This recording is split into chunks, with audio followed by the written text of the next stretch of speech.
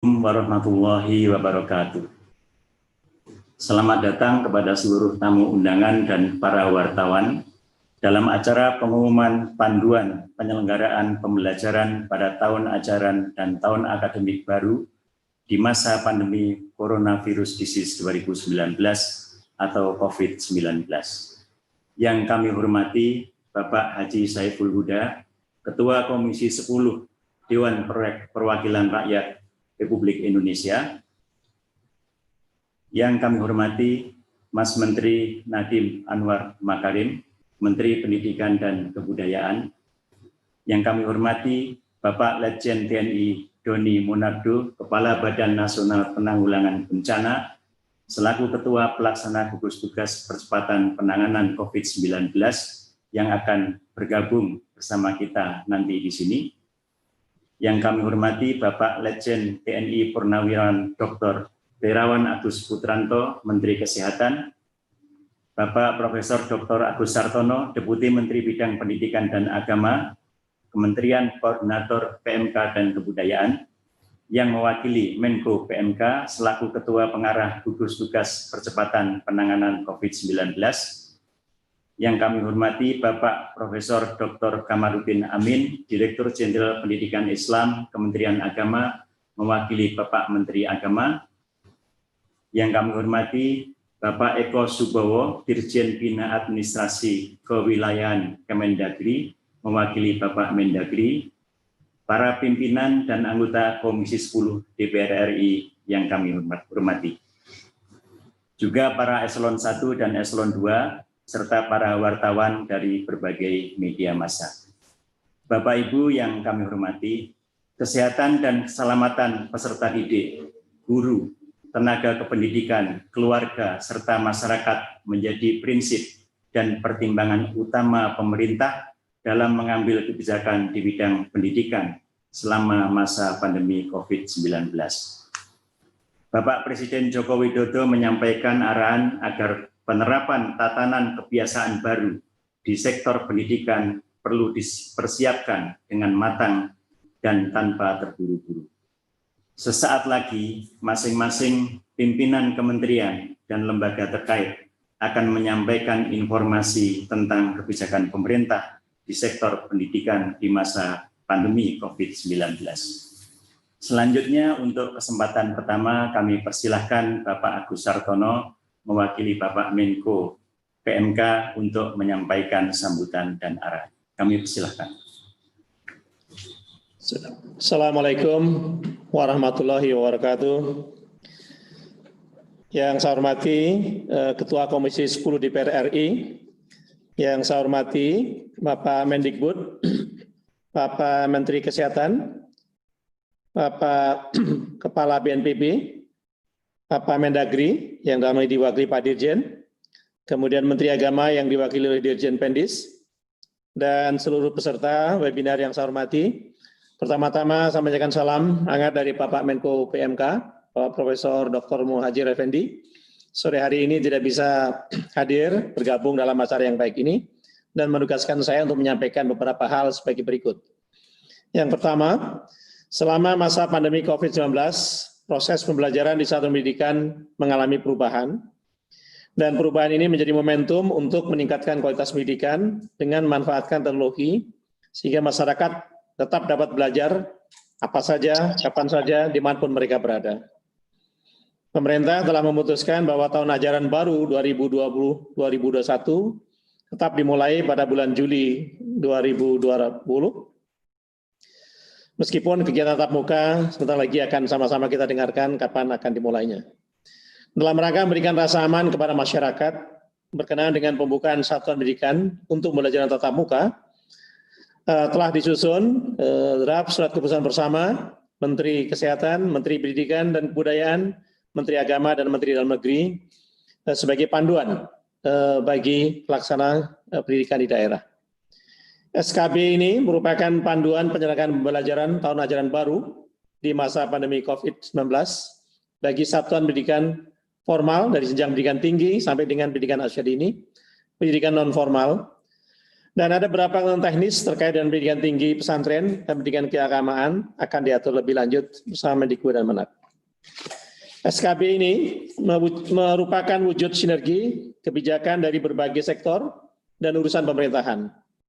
Panduan ini menjadi acuan pemerintah daerah dalam mengatur satuan pendidikan untuk melaksanakan pembelajaran tatap muka berdasarkan protokol kesehatan. Prinsip pelaksanaan pembelajaran tatap muka adalah mengutamakan kesehatan dan keselamatan bagi semua warga satuan pendidikan.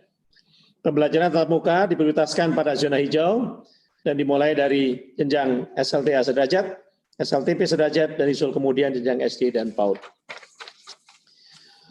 Izin untuk dimulainya pembelajaran tatap muka pada satuan pendidikan harus mengacu pada rekomendasi dari pemerintah daerah, gugus tugas COVID daerah, Kanwil Kemenak, provinsi, ataupun kantor Kemenak kabupaten kota sesuai dengan kewenangannya.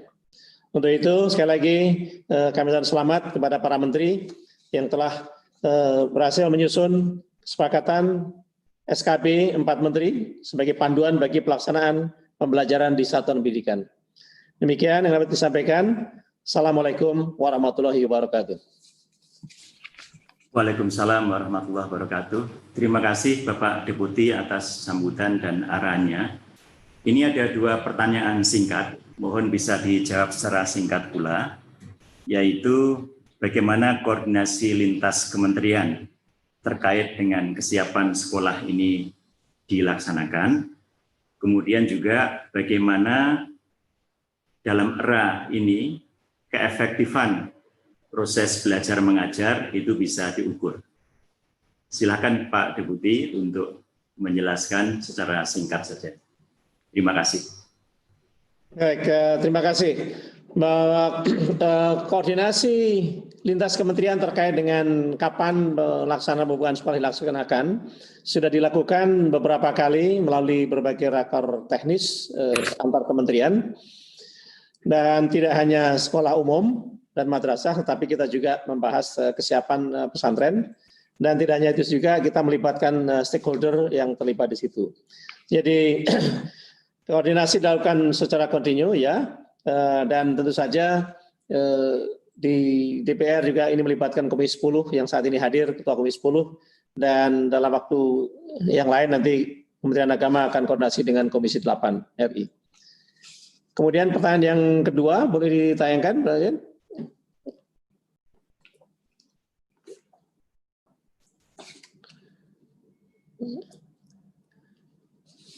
Bagus. Bagaimana mengukur efektivitas pembelajaran di era new normal ini? Ini tentu kita akan bersama-sama dengan Kemdikbud dan Kemenak untuk mengukur efektivitas pembelajaran di era new normal ini. Karena memang pilihannya tidak banyak.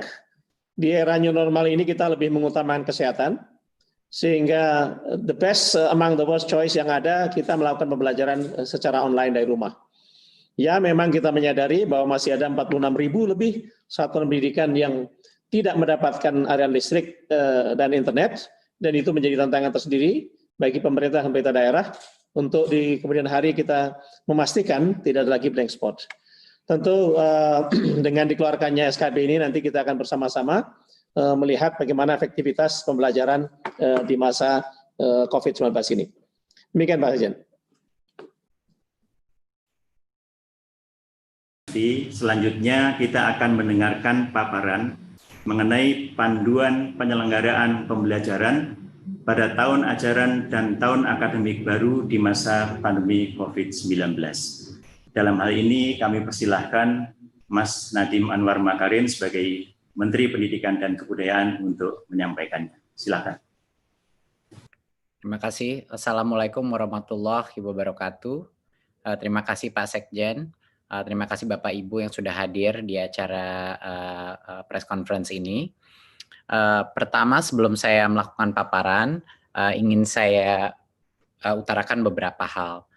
Pertama adalah dalam situasi COVID ini, yang terpenting adalah kesehatan dan keselamatan para murid-murid kita, guru-guru kita, dan keluarganya murid-murid kita. Dan prinsip dasar itulah yang kita gunakan. Makanya dalam paparan ini akan terlihat bahwa relaksasi dalam pembukaan sekolah ini dilakukan dengan cara yang paling konservatif yang bisa kita lakukan. Artinya ini merupakan cara terpelan untuk membuka sekolah sehingga keamanan itu diprioritaskan. Berikut bisa masuk paparan.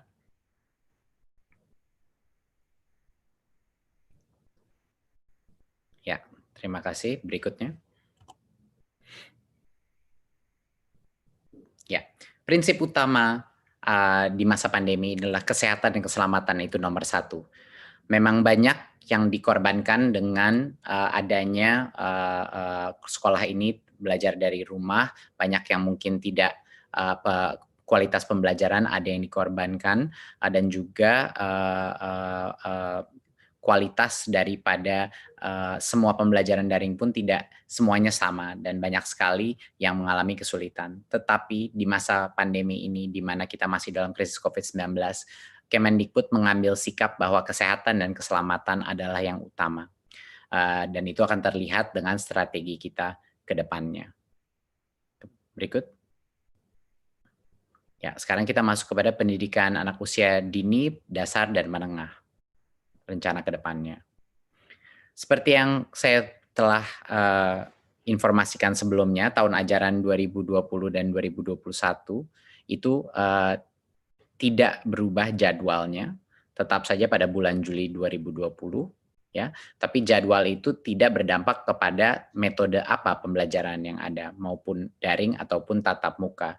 Jadinya kami tidak mengubah kalender pembelajaran, tetapi kita telah mengambil keputusan di Kemendikbud untuk daerah dengan zona kuning, oranye, dan merah, yaitu zona-zona yang telah didesignasikan oleh gugus tugas yang punya resiko COVID dan penyebaran COVID, itu dilarang saat ini melakukan pembelajaran tatap muka di satuan pendidikan. Jadinya untuk zona-zona yang merah, kuning, dan oranye ini merepresentasikan pada saat ini 94% daripada peserta didik, ya, di pendidikan dini, dasar, dan menengah. 94% daripada peserta didik kita tidak diperkenankan untuk melakukan pembelajaran tatap muka. Jadinya masih belajar dari rumah. Ya. Yang 6% yaitu yang di zona hijau, itulah yang kami memperbolehkan pemerintah daerah untuk melakukan pembelajaran tatap muka tetapi dengan protokol yang sangat ketat, yang itu yang akan kita jelaskan. Jadi saya ulang lagi bahwa untuk saat ini karena hanya 6% daripada populasi peserta didik kita yang di zona hijau, hanya merekalah yang kita berikan persilakan untuk pemerintah daerah mengambil keputusan untuk melakukan sekolah dengan tatap muka. Sisanya yang 94% tidak diperkenankan, dilarang karena mereka masih ada resiko penyebaran COVID. Berikutnya. Jadi bagaimana kriteria kita untuk memulai pembelajaran tatap muka? Tentunya dari seperti yang saya paparkan tadi, pertama harus zona hijau, dan itu penetapannya ada di gugus tugas, dan nanti akan diperjelaskan juga dengan kepala gugus tugas apa yang dimaksudkan zona hijau, kuning, dan oranye. Jadi pertama, kabupaten kota itu harus zona hijau. Kedua, Pemda harus memberikan izin, jadi Pemdanya pun harus setuju. Dan yang ketiga, satuan pendidikan telah memenuhi, yaitu sekolahnya telah memenuhi semua checklist dan yang checklist daripada persiapan pembelajaran tatap muka. Pada saat ini semua tiga langkah pertama untuk kriteria pembukaan, sekolahnya boleh mulai pembelajaran tatap muka. Tapi ada satu lagi perizinan yang harus dipenuhi, yaitu orang tuanya murid pun harus setuju untuk anaknya mereka pergi ke sekolah pada saat itu. Jadinya misalnya zona itu sudah zona hijau. Pemda sudah mengizinkan dan satuan pendidikan itu sudah memenuhi checklist-nya. Sekolahnya boleh mulai pembelajaran tatap muka, tetapi tidak bisa memaksa murid yang orang tuanya tidak memperkenankan untuk pergi ke sekolah karena masih belum cukup merasa aman untuk harus ke sekolah. Jadi murid itu pun walaupun sekolahnya mulai tatap muka, kalau orang tuanya masih tidak merasa nyaman, murid itu diperbolehkan masih belajar dari rumah. Jadi itu penting. Kita punya banyak sekali level persetujuan untuk anak atau peserta didik itu bisa masuk ke sekolah. Ya, sekali lagi ini hanya yang zona hijau yang merepresentasikan 6% daripada populasi peserta didik kita. Dan zona hijau ini bisa semakin besar, bisa semakin kecil, tergantung pada designasi daripada gugus tugas. Berikutnya. Untuk sekolah yang sudah memenuhi semua checklist itu pun, yang di zona hijau, kita melakukan tiering daripada mana jenjang yang boleh masuk dulu. Ya. Jadinya untuk bulan pertama, pada saat itu checklist sudah terpenuhi, hanya diperkenankan SMA, SMK, dan SMP. Jadi hanya yang level lebih menengah situ. Jadi SD saat ini belum boleh dipersilakan membuka, harus menunggu 2 bulan lagi. Ya, jadinya untuk yang paling awal pun hanya level SMP ke atas yang boleh. Baru setelah 2 bulan kalau semuanya masih oke dan semua masih hijau, baru boleh SD dan SLB yang mulai dibuka. Ya. Mungkin saya koreksi untuk yang tahap 1 adalah SMA, SMK, MA, MAK, SMTK, SMK, dan lain-lain. Ya. Untuk tahap 2, 2 bulan setelah itu baru boleh SD, ya, MI dan paket dan SLB. PAUD adalah yang paling terakhir dan baru boleh di bulan kelima kalau zona itu masih hijau. Ya, bulan kelima barulah PAUD boleh memulai belajar dengan tatap muka. Dan kami telah mendapat berbagai macam masukan dan input dari berbagai macam stakeholder dalam masyarakat, dan menurut kami ini adalah cara yang paling pelan dan bertahap untuk memastikan keamanan murid-murid kami. Karena kenapa yang paling muda atau jenjang paling bawah itu kita terakhirkan, itu karena bagi mereka lebih sulit lagi untuk melakukan social distancing, ya, interaksi, apalagi untuk SD dan untuk PAUD. Makanya bahkan itu tempat zona itu sudah hijau, masih kita berikan rentan waktu 2 bulan antara SMP SMA, baru 2 bulan lagi baru SD, baru 2 bulan lagi baru PAUD. Ya. Berikutnya, nah apa yang terjadi sebentar, bisa balik sebelumnya. Mohon dimengerti bahwa pada saat zona hijau itu, kalau zona hijau itu berubah menjadi zona kuning, itu artinya proses ini diulang lagi dari nol. Jadi tidak diperbolehkan belajar tatap muka. Ya, jadi semuanya harus balik lagi belajar dari rumah. Ya, berikutnya. Ya, untuk sekolah dan madrasah yang berasrama, kalau mereka di zona hijau, pada saat ini masih dilarang membuka asrama dan melakukan pembelajaran tatap muka. Pada saat selama masa transisi atau 2 bulan pertama ini masih dilarang karena resikonya lebih rentan karena ada asramanya.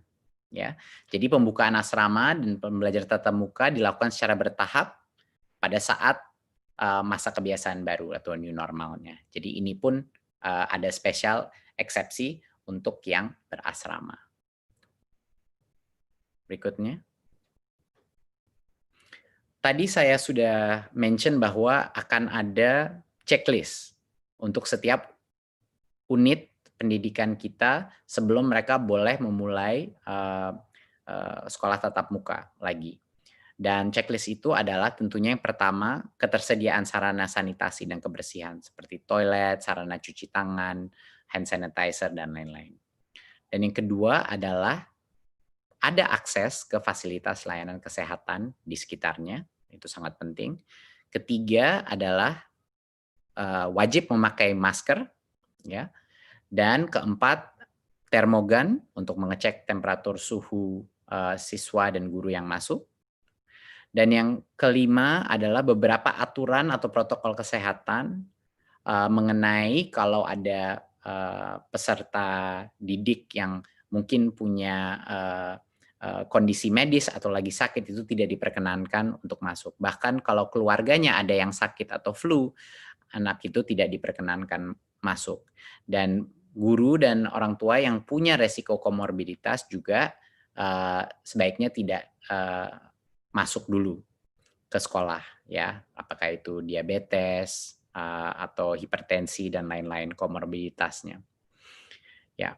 Dan yang terakhir adalah checklist yang terakhir, harus ada kesepakatan dengan Komite Satuan Pendidikan, ya, untuk melakukan pembelajaran tatap muka. Jadinya harus ada komunitas persetujuan musyawarah bahwa sekolah itu terbuka. Dan itu akan kita masukkan sebagai bagian dari checklist ini. Jadinya banyak sekali checklistnya untuk bisa memulai pembelajaran tatap muka. Protokol ini sesuai dengan protokol kesehatan yang kami dapatkan dari Kemenkes, dan kami bekerja sama dengan Kemenkes untuk memastikan protokol kesehatan ini sudah align atau dengan arah yang sama dengan standar Kementerian Kesehatan. Dan kami juga ingin memastikan bahwa satuan pendidikan ini melakukan persiapan dengan Dinas Pendidikan dan Kanwil kantor Kemenak juga, ya, di masing-masing. Walaupun mereka belum zona hijau, tapi sebaiknya untuk mengerti protokol ini dan untuk preparasi sebaiknya dimulai dari sekarang untuk berkoordinasi untuk persiapannya. Berikut. Ya. Jadi salah satu hal yang terpenting tadi kita sudah mention mengenai masa transisi. Jadinya pada saat itu sekolah, misalnya di bulan Juli di zona yang hijau di satu kabupaten ingin memulai, dia sudah semua checklist sudah terpenuhi dan dia memulai pembelajaran tatap muka. Tapi tidak bisa normal dulu. Selama 2 bulan pertama dia buka, ada berbagai macam restriksi yang kita akan lakukan. Yang terpenting adalah dalam kondisi kelasnya. Yang tadinya peserta didik rata-rata itu 28-30 anak per kelas, untuk 2 bulan pertama maksimal 18 peserta didik per kelas. Ini untuk pendidikan dasar dan menengah. Ya, jadinya sekitar kapasitasnya setengah atau 50%, sekitar 50% daripada kapasitas normal. Jadi secara otomatis sekolah ini yang melalui masa transisi ini harus melakukan proses shifting, ya, harus ada shifting. Dan kami memberikan kebebasan bagi unit pendidikan untuk menentukan seperti apa mau shiftingnya, per harian, per mingguan, angkatan kelas atau apa. Tapi dipastikan bahwa hanya boleh maksimal di dalam kelas 18 peserta didik untuk pendidikan dasar dan menengah. Dan untuk SLB jaga jarak minimum 1,5 meter. Itu 1,5 meter adalah suatu social distancing aturan untuk semua jenjangnya, ya. Tapi untuk SLB maksimal 5 peserta didik per kelas. Dan PAUD jaga jarak 3 meter dan maksimal 5 peserta didik per kelas. Itu pun pada saat kalau PAUD kan masih sampai tercepat pun baru 5 bulan dari sekarang di zona yang hijau. Dan jadwal pembelajarannya seperti yang saya sudah bilang tadi, itu ditentukan oleh masing-masing satuan pendidikan sesuai dengan situasi dan kebutuhannya. Ya, jadi walaupun masuk sekolah kapasitas pun dibagi, ya, jadi sekitar 50% kapasitas yang diperbolehkan masuk. Dan ini selama 2 bulan pertama.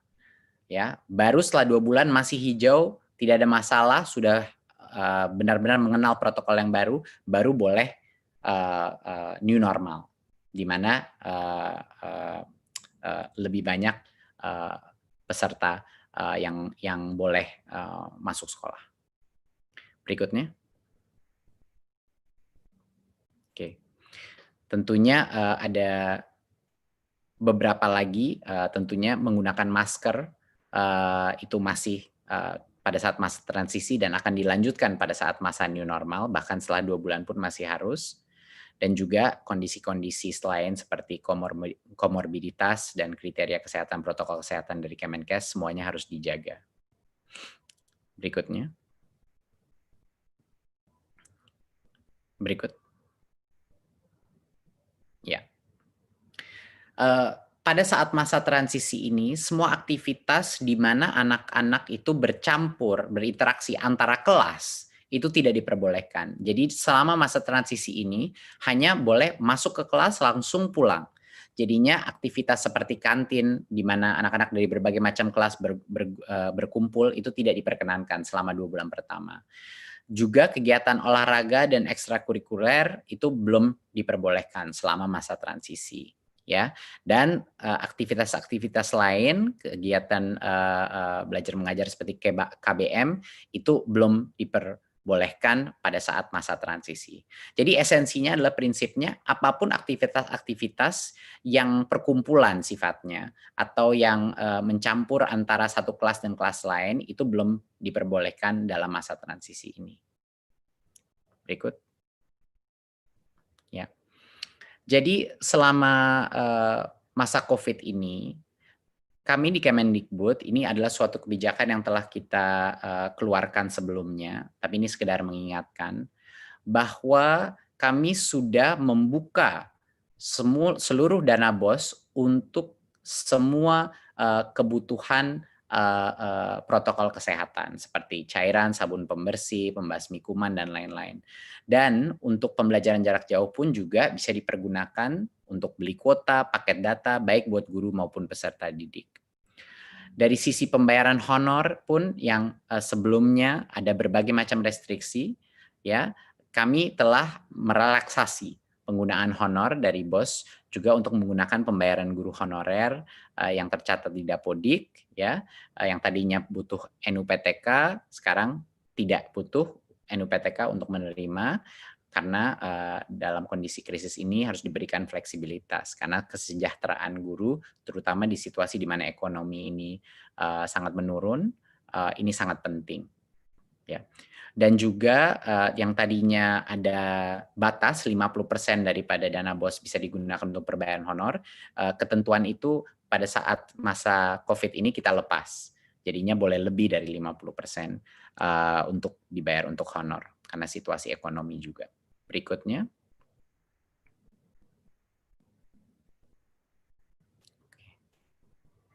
Ya. Ya, BOP PAUD juga sama. Ya, alokasinya bisa digunakan untuk berbagai macam pembelajaran jarak jauh maupun juga untuk protokol kesehatan. Sesama juga yang tadinya honor itu hanya untuk transport pendidik, sekarang untuk pembiayaan honor pendidik bisa digunakan BOP PAUD sehingga lebih fleksibel, tidak hanya digunakan untuk transport, biaya transport pendidik. Dan yang sebelumnya persentase penggunaannya disekat-sekat, untuk masa krisis ini tentu besaran persentase per kategori itu dilonggarkan. Jadi tidak ada lagi diberikan sekat-sekat. Jadi sesuai dengan kebutuhan masing-masing PAUD yang ada. Jadi ini sekedar penekanan dari kami bahwa fleksibilitas penggunaan dana BOS itu bisa digunakan untuk melakukan masa transisi ini ya terhadap new normal. Dan itu sudah kita bebaskan bagi masing-masing kepala sekolah untuk menggunakan diskresinya untuk menjaga protokol kesehatan jika mereka sudah di zona hijau. Berikut.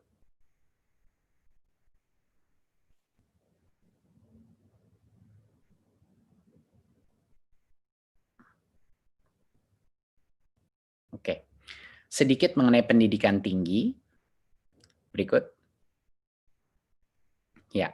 Tahun akademik pendidikan tinggi tetap dimulai bulan Agustus 2020. Ya, tetapi pembelajaran di perguruan tinggi di semua zona masih dilakukan secara daring, jadi masih online, belum belajar tatap muka, belum masuk. Dan alasannya adalah universitas juga punya potensi mengadopsi belajar jarak jauh lebih mudah daripada pendidikan menengah dan dasar.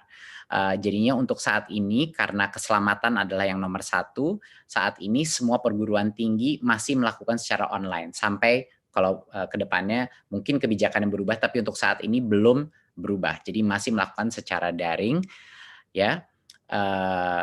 Jadi itu adalah keputusan dari Kemendikbud pada saat ini. Tapi ada yang namanya aktivitas prioritas. Ya, aktivitas prioritas itu adalah aktivitas yang sangat berhubungan dengan kelulusannya mahasiswa yang sulit sekali dilakukan secara daring. Contoh, penelitian di laboratorium untuk skripsi, tesis, dan disertasi. Biasanya ini adalah small group ataupun individu, project-project individu. Dan seperti tugas laboratorium, praktikum, studio, bengkel, dan hal-hal seperti ini yang butuh mesin, butuh peralatan, dan lain-lain. Kalau ini aktivitas prioritas yang berdampak kepada kelulusan siswa, masing-masing pemimpin perguruan tinggi diperbolehkan untuk mengizinkan aktivitas mahasiswa datang ke kampus hanya untuk aktivitas prioritas itu yang berhubungan dengan kelulusannya. Kenapa kita perbolehkan ini? Karena kita tidak ingin mengorbankan potensi daripada setiap mahasiswa untuk lulus pada saat ini, karena itu akan menciptakan berbagai macam masalah lainnya. Tetapi pembelajaran masih dilakukan secara online. Jadi ya masih tidak diperkenankan untuk melakukan kuliah tatap muka. Tidak diperkenankan berbondong-bondong untuk mahasiswa masuk ke dalam kampus. Cuman buat individual project mereka yang khusus prioritas untuk kelulusannya. Berikut. Ya, saya rasa dari saya sekian. Jadinya untuk menutup dari presentasi ini, saat ini ada sekitar di bawah 90 kabupaten yang berstatus zona hijau. Dan ini merepresentasikan 6% daripada populasi peserta didik kita. Dari yang zona hijau pun ini, yang boleh diperkenankan, kalau Pemdanya setuju, boleh diperkenankan untuk melakukan pembelajaran tatap muka. Kita mulai dengan SMP, level SMP ke atas dulu, baru 2 bulan, baru SD boleh, dan 2 bulan lagi baru PAUD boleh diperkenankan tatap muka. Itu pun dengan protokol masa transisi di mana kapasitas perharinya itu dalam kelas dikurangi secara dramatis. Ya, jadinya pada saat zona hijau itu, kalau zona hijau itu berubah menjadi kuning, berarti ulang lagi dari awal, dibubarkan lagi, dan semua belajar dari rumah lagi. Jadinya ini akan menjadi suatu proses yang dinamis dan terus berubah. Jadi diharapkannya yang hijau masih hijau dan tidak kembali ke kuning, ya. Tetapi kalau dia kembali ke kuning, proses ini harus dimulai dari awal lagi dan tunggu hijau lagi. Jadi ini adalah keputusan dari bukan hanya Kemendikbud, tapi dari berbagai macam kementerian yang ada di sesi ini. Dan menurut kami ini adalah suatu metode relaksasi yang paling konservatif dan paling mengutamakan keselamatan siswa, siswi, guru, dan keluarga peserta didik Indonesia. Terima kasih. Wassalamualaikum warahmatullahi wabarakatuh. Assalamualaikum warahmatullahi wabarakatuh. Terima kasih Mas Menteri atas paparannya yang sangat jelas. Selanjutnya ada 3 pertanyaan untuk Mas Menteri. Beberapa sudah dijelaskan. Tapi karena masyarakat memandang ini sangat penting dan mereka sangat hati-hati, ada pertanyaan ini. Yang pertama adalah bagaimana menyikapi kondisi jika di daerah tertentu sekolah sudah diperbolehkan menyelenggarakan pembelajaran tatap muka, namun ada orang tua siswa yang keberatan anaknya masuk sekolah karena takut terpapar corona. Apa kebijakan Kemendikbud dalam hal ini? Silakan, Mas Menteri. Ini pertanyaan yang sangat baik. Jadinya keputusan akhir bahwa peserta didik itu masuk sekolah apa tidak, itu adalah di tangannya orang tua. Jadi walaupun sekolah itu membuka untuk pembelajaran tatap muka, sekolah itu tidak bisa memaksa orang tua untuk yang tidak nyaman untuk anaknya pergi ke sekolah. Jadinya keputusan terakhir itu masih di orang tua. Ya. Untuk sekolahnya membuka, keputusannya ada di kepala sekolah, di Pemda, dan kepala sekolahnya pun harus melakukan musyawarah dengan komite sekolah. Tapi setelah itu boleh sekolahnya melakukan tatap muka. Tetapi masing-masing orang tua masih punya hak untuk menentukan apakah anaknya diperkenankan untuk pergi ke sekolah. Jadinya untuk sekolah yang terbuka pun, kalau orang tua yang tidak nyaman, anak itu diperbolehkan untuk belajar dari rumah.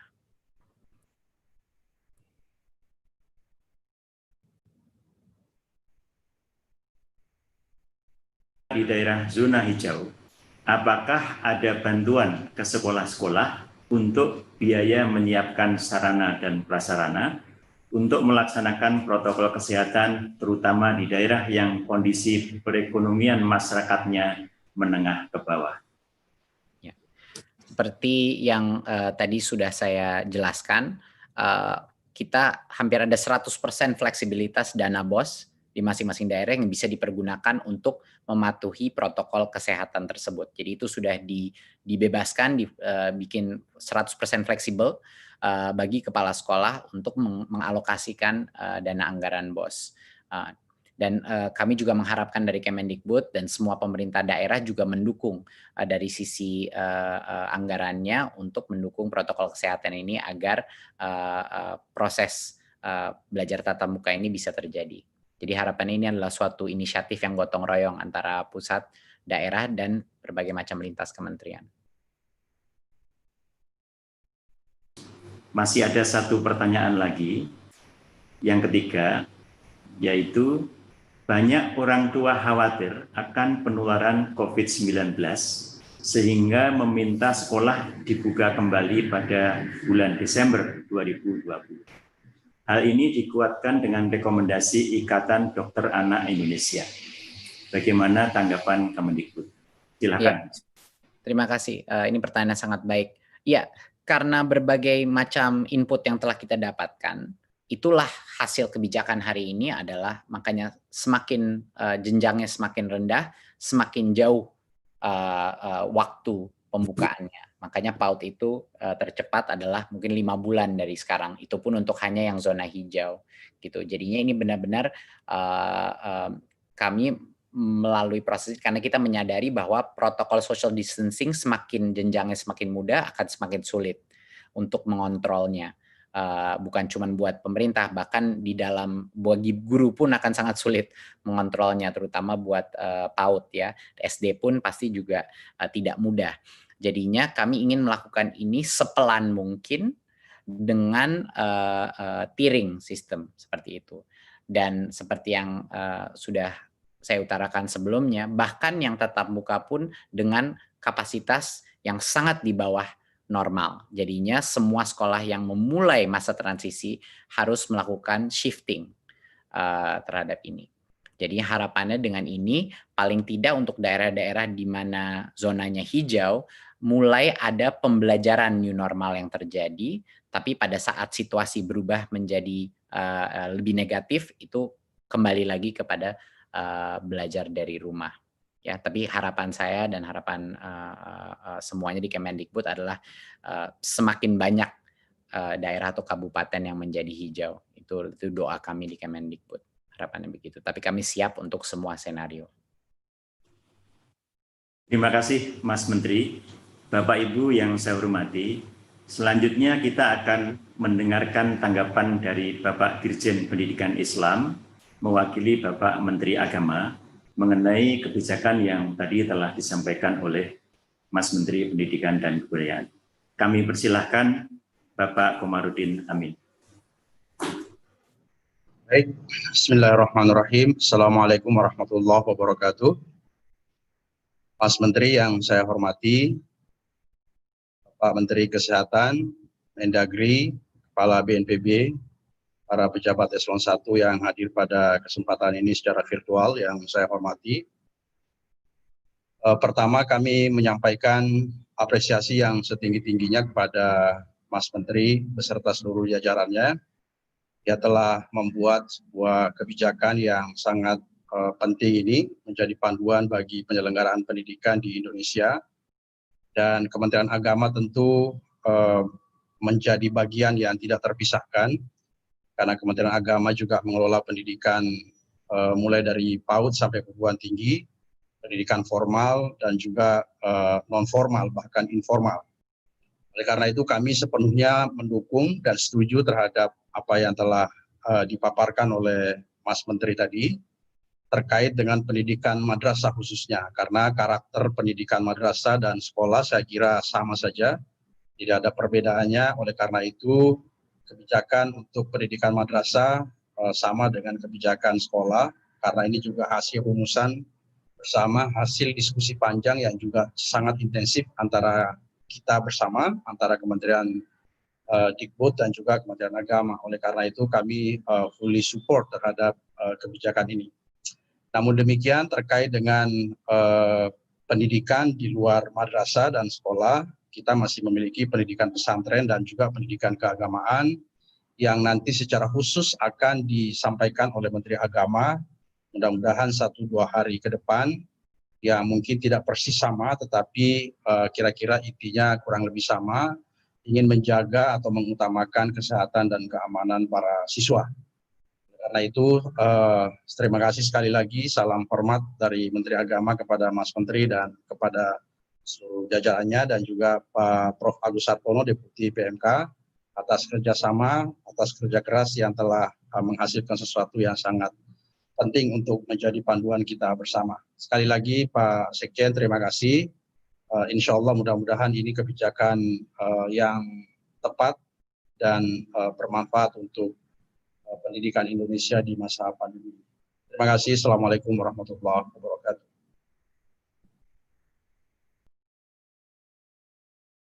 Pak Dirjen atas tanggapan dan dukungannya. Kemudian karena memang masyarakat melihat kebijakan ini sangat penting, ada 2 pertanyaan untuk Bapak Dirjen atau Kementerian Agama. Satu adalah bagaimana teknis pelaksanaan protokol kesehatan di pesantren maupun madrasah, dan bagaimana kesiapan dalam memasuki tahun ajaran baru 2020.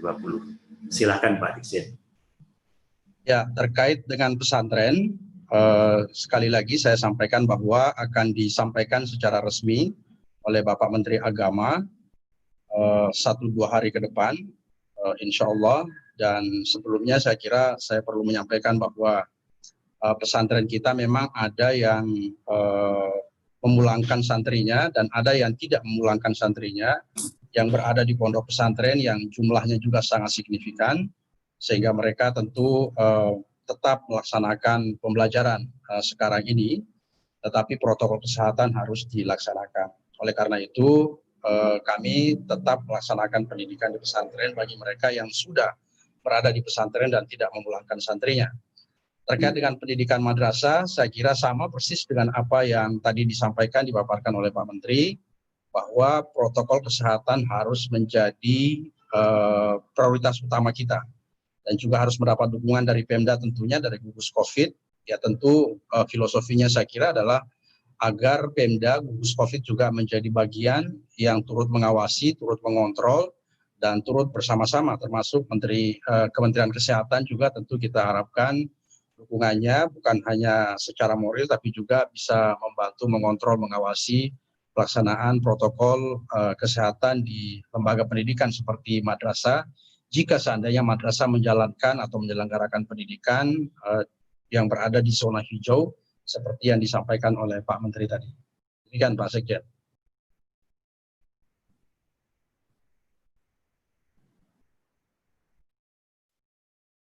Satu pertanyaan lagi, yaitu mengenai apa imbauan kepada orang tua dalam mendampingi anak belajar dari rumah, terutama bagi siswa di pesantren dan madrasah, dan bagaimana pelaksanaan pembelajarannya di zona hijau. Silakan Pak Dirjen. Ya, kepada santri yang sedang berada di pondok dan tidak pulang ke rumah dan tetap mengikuti pembelajaran sebagaimana biasanya, tentu kami berharap, kami menghimbau kepada penyelenggara pendidikan pesantren, kepada santri-santri juga, agar terus mengutamakan keselamatan dan kesehatan, agar terus menjaga protokol 19, agar terus menjaga kebersihan dan membiasakan hidup sehat. Saya kira ini pesan yang harus kita sama-sama sampaikan kepada seluruh masyarakat kita. Kepada santri-santri dan kepada siswa-siswi madrasah dan pondok pesantren yang sedang berada di rumah, ya kami menghimbau agar orang tua berpartisipasi, terlibat engage dalam membina, mengarahkan anak-anak kita. Meskipun misalnya tidak bisa semaksimal ketika sedang berada di sekolah atau di madrasah, tetapi pembinaan akhlak, pembinaan karakter, hubungan komunikasi dengan orang tua, saya kira hal yang harus harus utamakan, harus terus dilanjutkan, dikerjakan oleh orang tua agar keberadaan anak-anak kita di rumah tidak mengurangi akumulasi intelektualitasnya dan juga terutama pembinaan akhlaknya, pembinaan moralnya, sehingga keberadaannya insya Allah tetap bermanfaat dan juga tetap berkontribusi untuk membangun, membina atau mendidik anak-anak kita di rumah. Terima kasih Pak Sekjen. Terima kasih Bapak Dirjen. Bapak Ibu peserta webinar yang saya hormati, kita melihat bahwa aspek kesehatan adalah terpenting. Oleh karena itu berikutnya kita akan mendengarkan penjelasan dan arahan dari Bapak Menteri Kesehatan, dan untuk itu kami persilahkan Bapak Menteri Kesehatan, Bapak Agus Putranto untuk menyampaikan penjelasannya.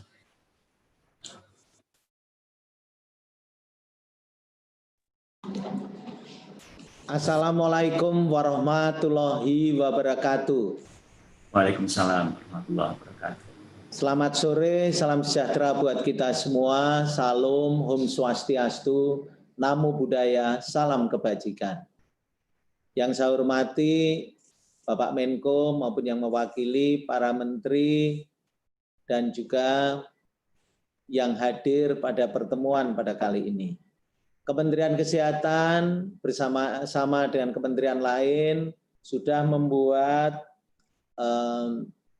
protokol-protokol dan khususnya bersama Menteri Pendidikan dan Menteri Agama, kami secara teknis dan secara konsultatif sudah membuat protokolnya.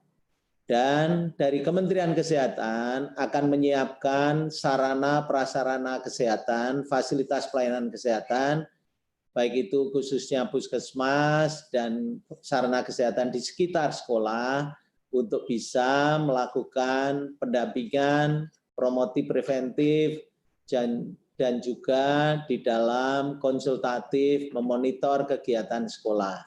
Itu akan kami lakukan terus-menerus dan mudah-mudahan prioritas untuk keselamatan dan kesehatan dari para murid bisa berjalan dengan baik, kegiatan belajar mengajar bisa berjalan dengan lancar, dan itu adalah harapan kami semua. Itu yang bisa kami lakukan dan kami akan terus support dan dukung apa yang sudah dicanangkan oleh Menteri Pendidikan dan Kebudayaan maupun Kementerian Agama. Sekian dan terima kasih. Wassalamualaikum warahmatullahi wabarakatuh. Wabarakatuh. Terima kasih Bapak Menteri Kesehatan atas arahan dan dukungannya. Kemudian ada dua pertanyaan untuk Bapak Menteri Kesehatan. Yang pertama adalah bagaimana tanggapan terkait kasus sekolah buka lagi, namun ada beberapa anak yang justru terinfeksi COVID-19, dan bagaimana dukungan Kementerian Kesehatan dalam memastikan agar sekolah tetap menjadi lingkungan yang sehat. Silakan Bapak Menteri. Terima kasih atas pertanyaan yang begitu baik. Kalau ada kasus positif di sekolah, maka otomatis Puskesmas dan Dinas Kesehatan Kabupaten Kota akan berkoordinasi dengan sekolah tersebut untuk menjaga agar tidak terjadi penyebaran lebih lanjut. Dan aktivitas sekolah akan dihentikan dulu sementara dan juga terus dilakukan tracing pada anak yang sakit tersebut. Dan tracing itu bisa ditelusuri dari lingkungan anak tersebut maupun juga di lingkungan sekolahnya. Dan untuk sekolah nanti di kemudian hari dibuka atau tidak, nanti mengikuti prosedur tatanan tata kelola yang sudah ditetapkan oleh tadi Menteri Pendidikan dan Kebudayaan. Kami akan terus memantau sehingga sekolah itu betul-betul menjadi hijau, tidak ada kasus lagi, dan bisa dibuka sehingga berjalannya pendidikan bisa lancar, namun keselamatan dan kesehatan para murid menjadi prioritas utama kami. Terima kasih. Terima kasih Bapak Menteri Kesehatan. Ini masih ada satu pertanyaan lagi, yaitu jika sekolah dibuka di daerah zona hijau, apakah ada bantuan dari Kementerian Kesehatan ke sekolah-sekolah dalam melaksanakan protokol kesehatan? Silakan. Kami di dalam dukungan terhadap protokol kesehatan jelas melalui fasilitas pelayanan kesehatan di sekitar sekolah yang kami surati dan kami himbau atau kami perintahkan untuk bisa melakukan pendampingan terhadap sekolah-sekolah yang buka, melakukan promotif dan preventif, sehingga kegiatan belajar mengajar di sekolah tersebut dipastikan berlangsung dengan aman, lancar, sehat, dan selamat. Itu yang bisa kami lakukan. Terima kasih.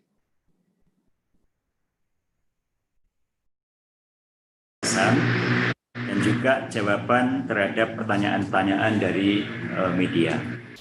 Bapak Ibu yang saya hormati, selanjutnya kita akan mendengarkan penjelasan dan tanggapan dari Menteri Dalam Negeri yang dalam hal ini akan diwakili oleh Bapak Dirjen Administrasi Kewilayahan Kementerian Dalam Negeri.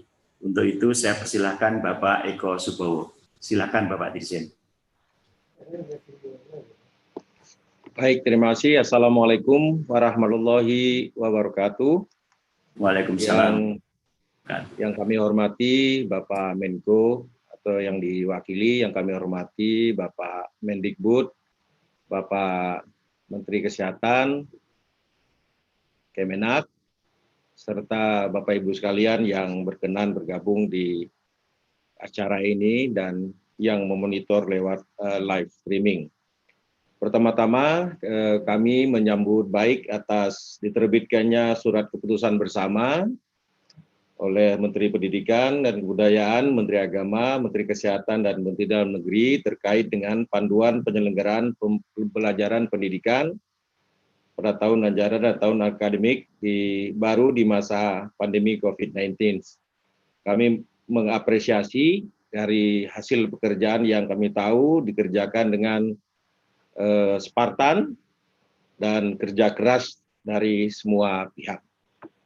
Kemudian Bapak Ibu sekalian yang kami hormati, kami perlu menyampaikan bahwa pemberlakuan daripada pedoman ini sangat bergantung kepada kondisi dan kriteria di tiap zona yang ditentukan. Saat ini zona yang diperkenalkan adalah memang zona hijau untuk dimulai pelaksanaan pemberlakuan pedoman ini. Namun demikian, dalam setiap zona pada hakikatnya ketentuan umum atau protokol umum yang harus dilakukan adalah pakai masker, jaga jarak, dan cuci tangan. Penetapan zona hijau sebagai awal untuk dimulainya pelaksanaan pembelajaran pendidikan tentu bukan merupakan patokan yang bersifat stagnan karena warna zona sangat ditentukan oleh perkembangan kepada angka-angka statistik, angka-angka yang dihitung yang akan memberi pedoman kepada warna tertentu. Warna pada setiap zona akan mudah sekali berubah-ubah tergantung kepada angka-angka yang berhasil dihitung. Oleh karenanya kami meminta kepada pemerintah daerah untuk terus memonitor, mengevaluasi perubahan-perubahan dari indikator-indikator yang menyebabkan warna menjadi berubah. Oleh karenanya nanti di dalam pelaksanaannya kita akan mendapati perubahan warna yang seketika. Oleh karenanya perubahan warna yang seketika ini sudah barang tentu akan diikuti dengan pemberlakuan protokol selanjutnya. Oleh karenanya tentu harus selalu pelaksana pendidikan terus berkoordinasi dengan gugus tugas setempat, memperhatikan angka-angka evaluasi di setiap minggu, tiap 2 minggu atau periode tertentu, sehingga proses belajar mengajar di zona hijau yang awal ini akan dijalankan, dapat terus dijalankan dengan berkoordinasi yang ketat. Dalam hal ini, kolaborasi dari semua pihak yang terlibat dalam proses pembelajaran ini menjadi kata-kata penting yang untuk diperhatikan. Bapak Ibu sekalian yang saya hormati, pendekatan daerah nanti akan sangat spesifik. Walaupun dalam suasana atau dalam kesamaan warna, misalnya hijau, namun karakteristik daerah juga akan sangat menentukan.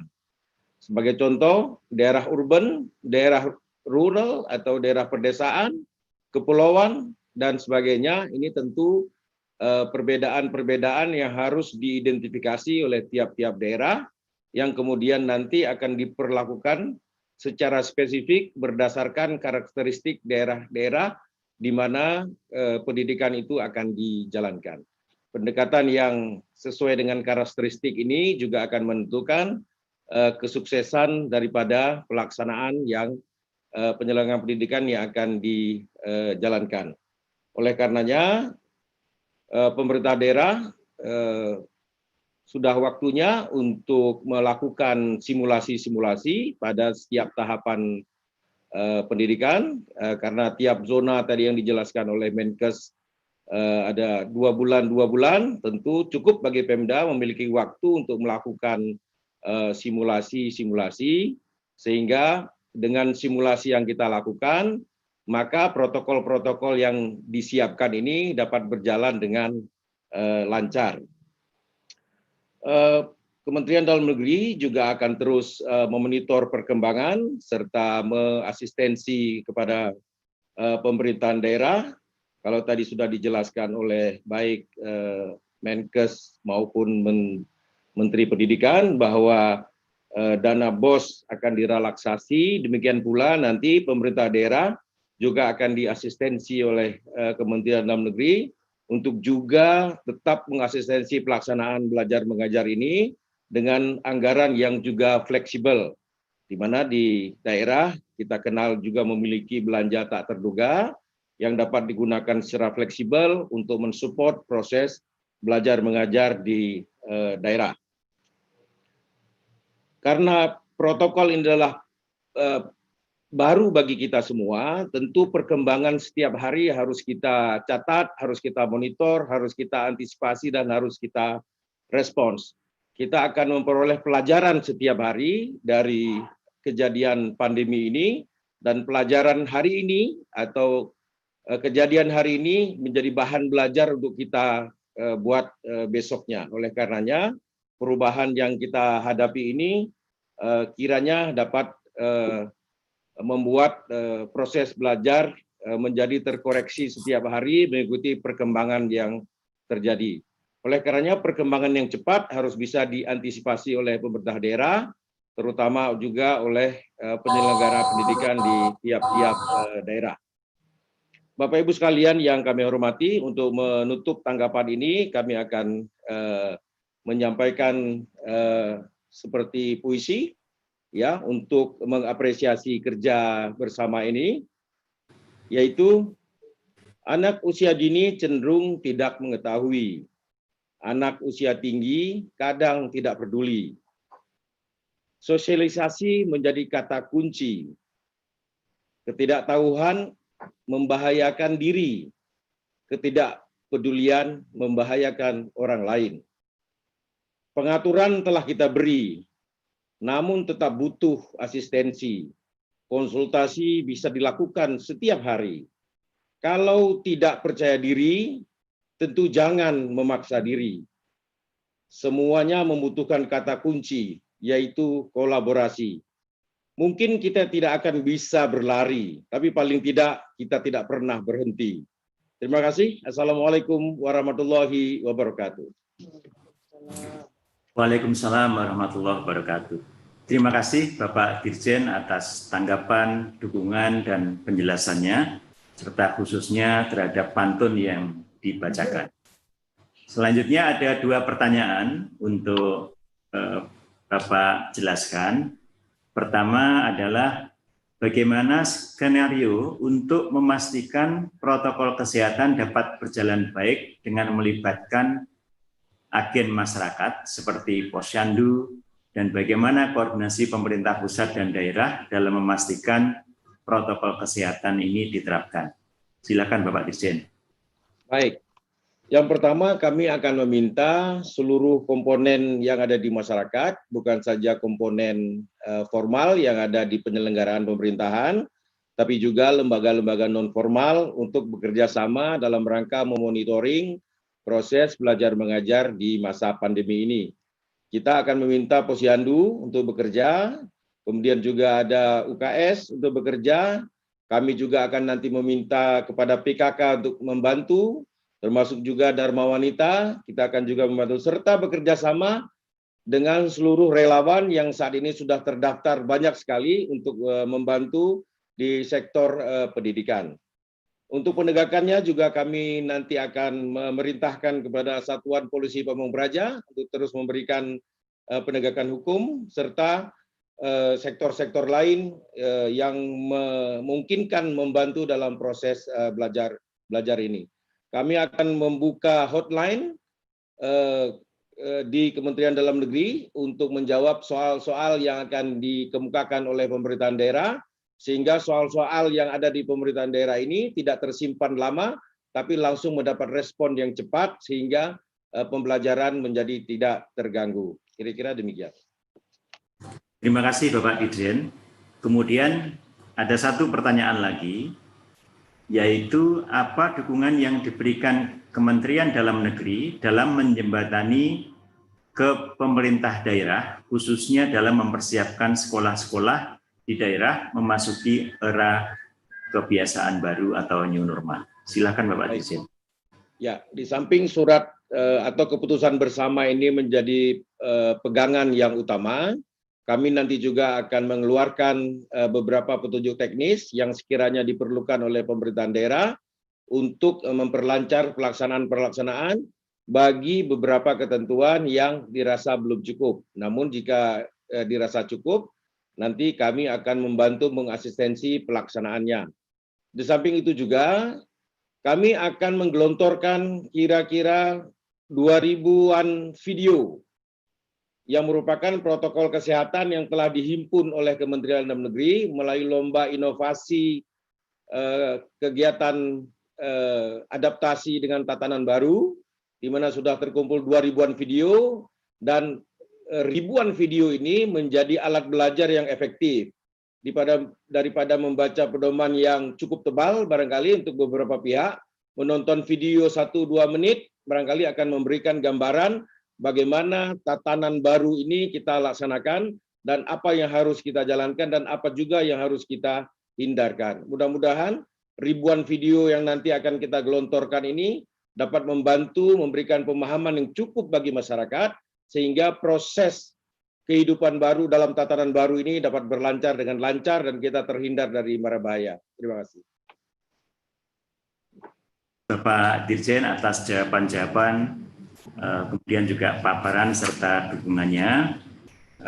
Mohon maaf tadi ada sedikit mengenai nama, jadi terima kasih Pak Dr. Safrizal ZA atas paparan dan dukungan dari Kementerian Dalam Negeri.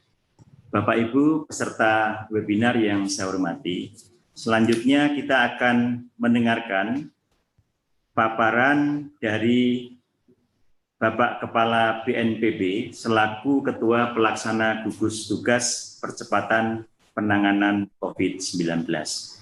Untuk itu kami persilahkan Bapak Letjen Doni Monardo. Kami persilahkan. Terima kasih Pak Sesjen. Assalamualaikum warahmatullahi wabarakatuh. Waalaikumsalam warahmatullahi wabarakatuh. Dan salam sejahtera untuk kita semuanya.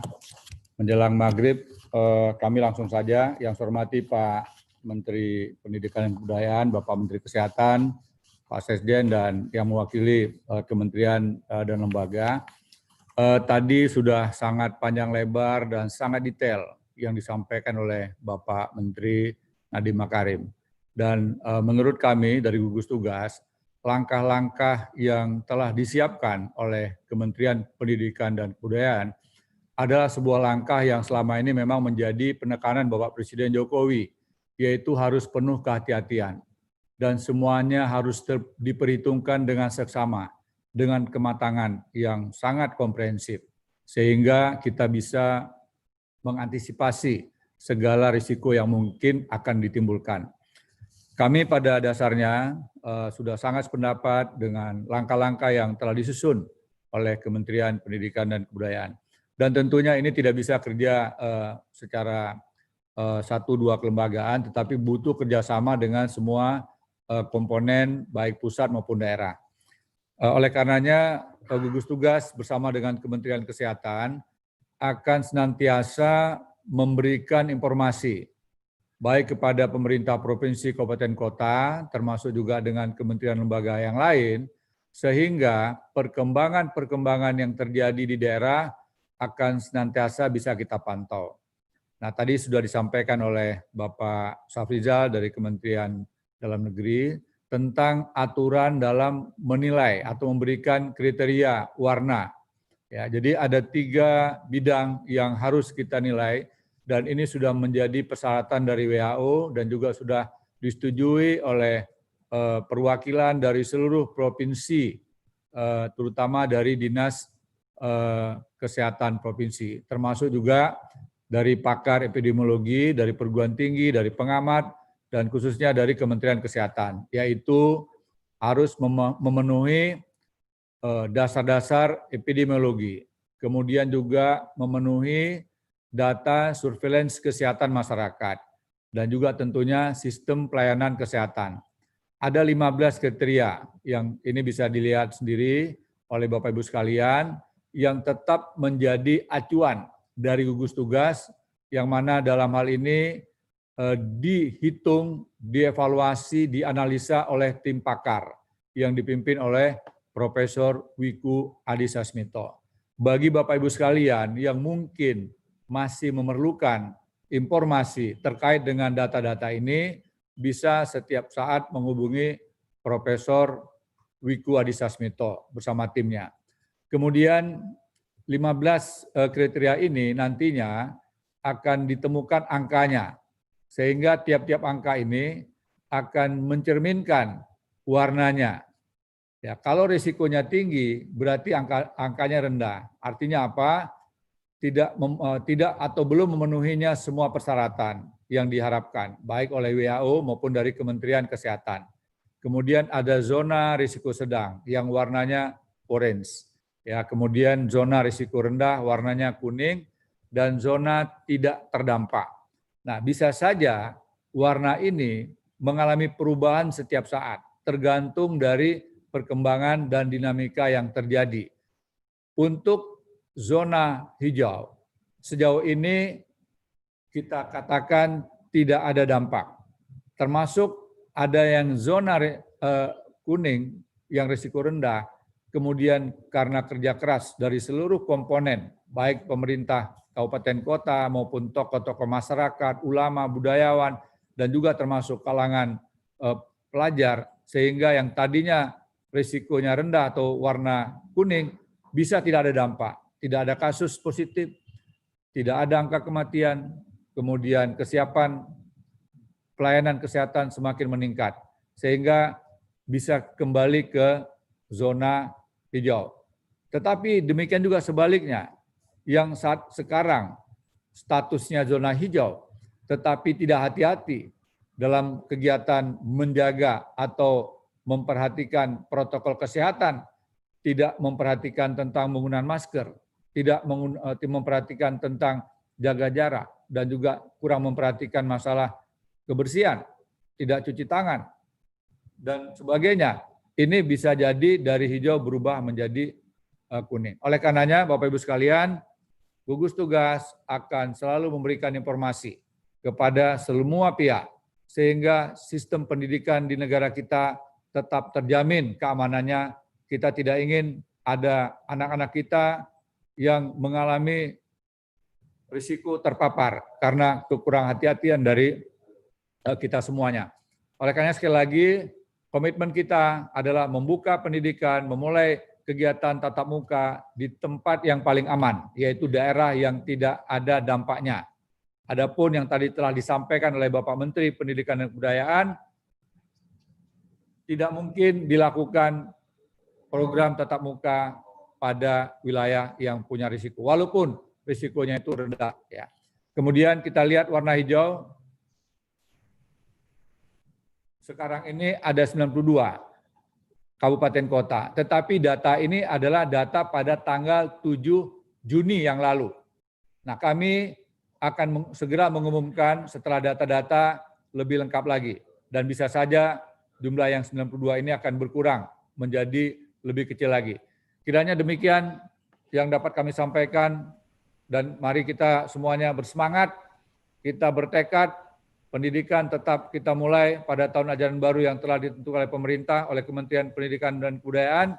Kita doakan anak-anak kita semuanya tetap bisa belajar dengan tenang, baik di rumah maupun di bangku sekolah, terutama di daerah yang hijau, dan tetap selamat. Indonesia menjadi lebih profesional dalam pendidikan, lebih maju, dan bangsa kita menjadi bangsa yang lebih cerdas dan dapat meningkatkan kualitas pendidikan pada waktu yang akan datang. Demikian, wassalamualaikum warahmatullahi wabarakatuh.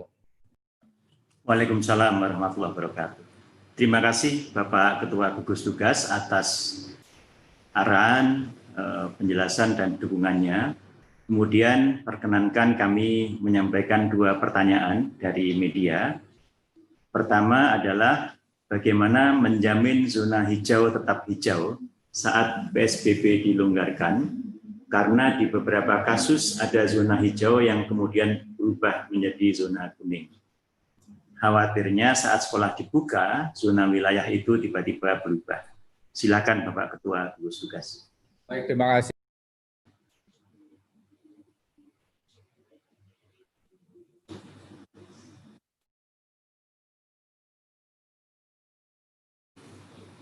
Mute ya. Dan ini perlu kita berikan apresiasi.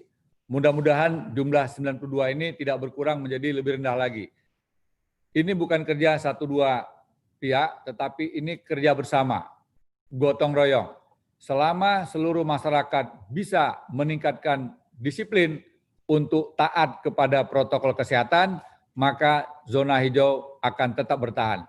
Tetapi manakala upaya-upaya untuk meningkatkan disiplin mengalami pengendoran, bisa jadi zona hijau berubah menjadi zona kuning. Sekali lagi, Pak Sekjen, potensi untuk kembali ke zona dari kuning ke hijau pun bukanlah pekerjaan yang mudah. Oleh karenanya, kerja keras, kemudian kerjasama sangat penting. Kunci dari keberhasilan untuk mempertahankan zona hijau adalah yang pertama disiplin kepada protokol kesehatan, yang kedua disiplin kepada protokol kesehatan, dan yang ketiga disiplin kepada protokol kesehatan. Demikian Pak Sekjen.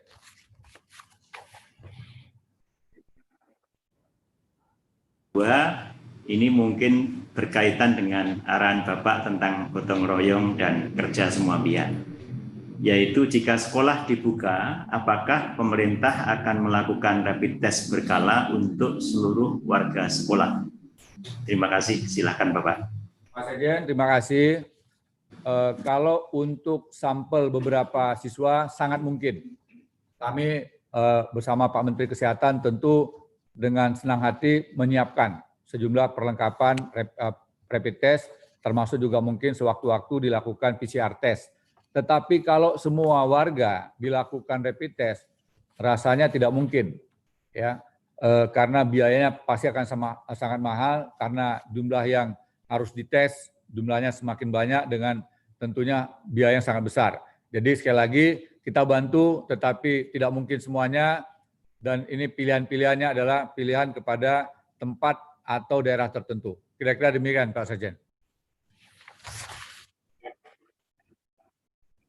Pak Letjen Doni Munardo atas arahan, penjelasan, dan juga jawaban-jawaban yang sangat jelas untuk kami semua dan masyarakat.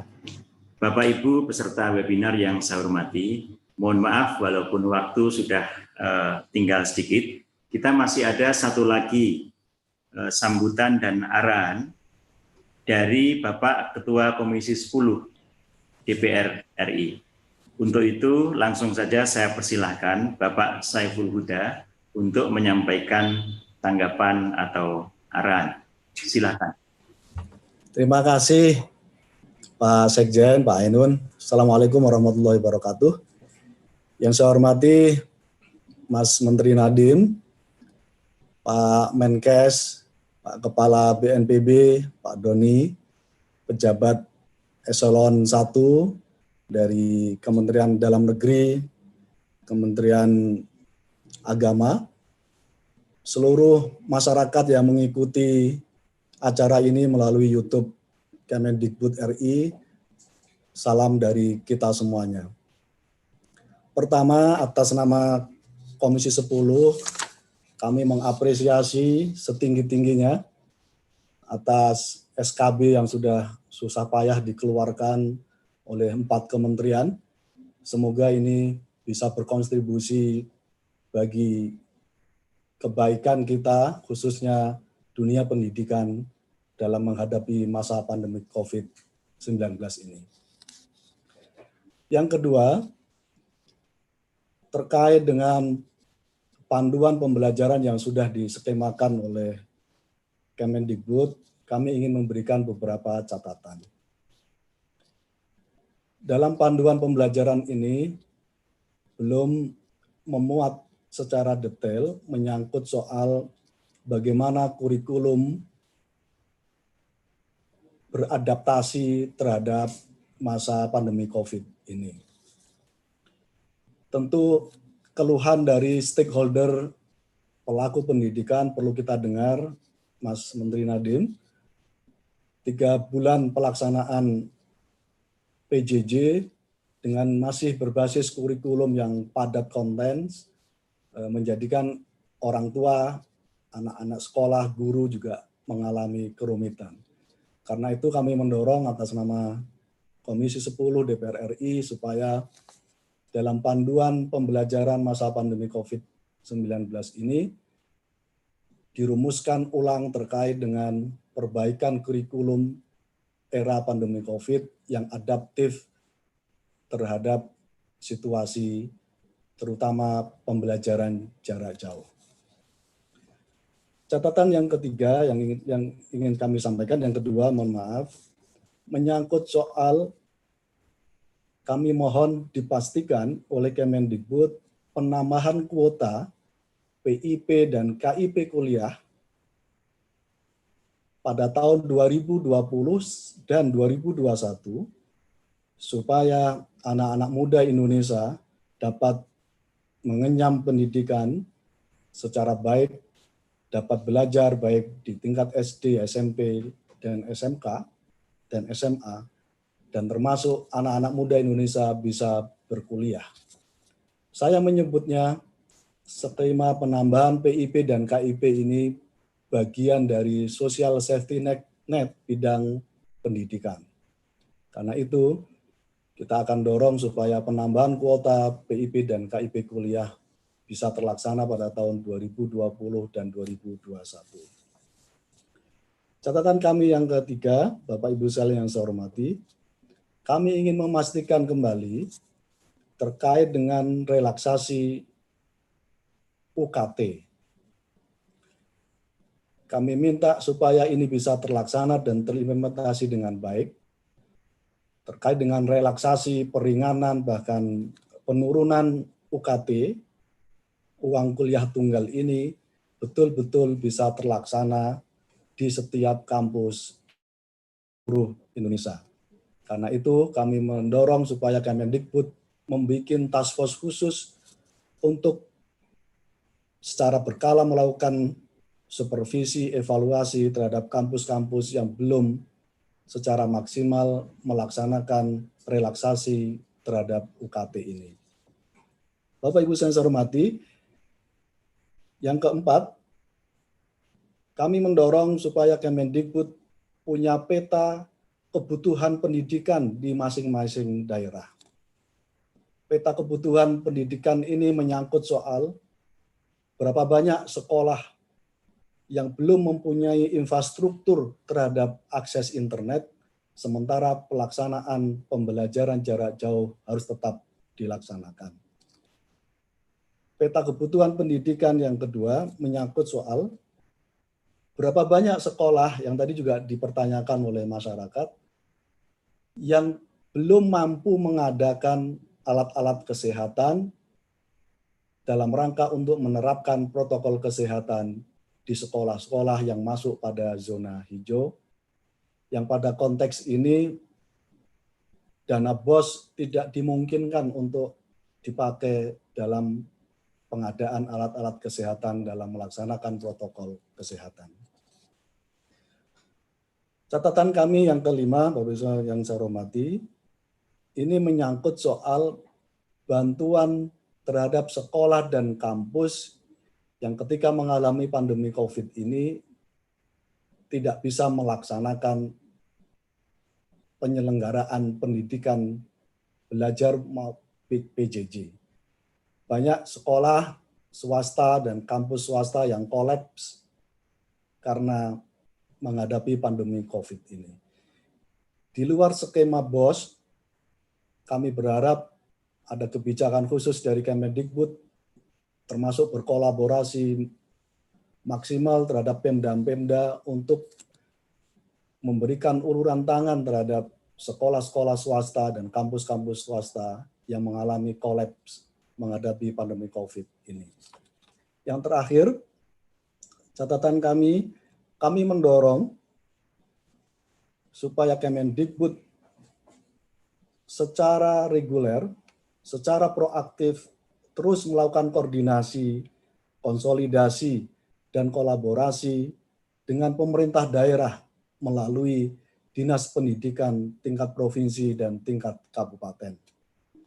Karena Dinas Pendidikan inilah yang mempunyai otoritas dan fungsi terkait dengan penyelenggaraan pendidikan di daerah.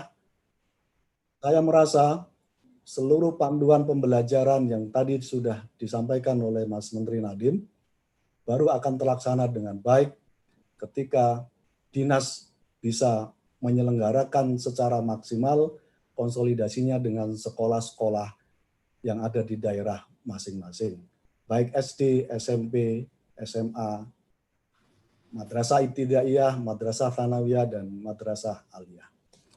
Demikian Bapak Ibu sekalian yang bisa kami sampaikan. Sekali lagi, semoga catatan dari Komisi 10 DPR RI ini menjadi bagian dari utuh dari panduan pembelajaran di masa-masa yang akan datang. Assalamualaikum warahmatullahi wabarakatuh. Waalaikumsalam warahmatullahi wabarakatuh. Terima kasih Bapak Ketua Komisi 10 DPR RI atas catatan-catatan dan masukan-masukannya yang baik. Selanjutnya ada 2 pertanyaan. Pertama adalah bagaimana dukungan kepada pemerintah dalam penerapan tahun ajaran baru 2020 di era memasuki kenormalan baru. Silakan Bapak Ketua. Terkait dengan ini saya kira seperti apa yang tadi sudah kami sampaikan, supaya anak-anak muda kita masih bisa berjalan maksimal, kami berharap bisa bersekolah dan bisa berkuliah. Program PIP dan KIP kuliah supaya bisa diakses sebanyak-banyaknya untuk anak-anak Indonesia. Dengan cara ini, kita berharap masa pandemi COVID ini memberikan kegembiraan bagi siswa dan bagi calon mahasiswa ketika bisa bersekolah dan bisa kuliah karena mendapatkan bantuan dari program PIP dan KIP kuliah. Terima kasih. Selanjutnya untuk pertanyaan kedua, bagaimana pandangan DPR RI dengan kebijakan pemerintah tentang pembelajaran tatap muka di zona hijau dan pembelajaran dari rumah untuk daerah yang masih masuk kategori kuning, oranye, dan merah. Silakan. Kami mendukung sepenuhnya apa yang tadi sudah ditetapkan oleh SKB 4 Menteri ini menjadi bagian utuh dari sikap Komisi 10 DPR RI. Bahwa Di zona hijau kita izinkan untuk terlaksananya pendidikan tatap muka. Untuk zona merah, kuning, orange, supaya tetap dilaksanakan pembelajaran di rumah.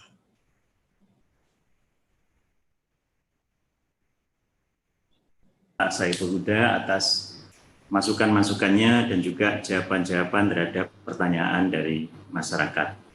Bapak-bapak dan ibu-ibu peserta webinar yang saya hormati, dengan demikian kita telah menyelesaikan semua acara. Kami menyampaikan terima kasih kepada bapak-bapak narasumber, bapak-bapak menteri, Ketua Komisi 10 dan Ketua Gugus Tugas Percepatan Penanganan COVID-19 atas semua arahan mengenai masalah pembelajaran di era kebiasaan baru ini. Semoga kita semua sehat dan segera dapat menyelesaikan masalah COVID-19. Terima kasih. Apabila ada yang kurang dan khilaf dalam membawakan acara ini, saya mohon maaf. Wassalamualaikum warahmatullahi wabarakatuh.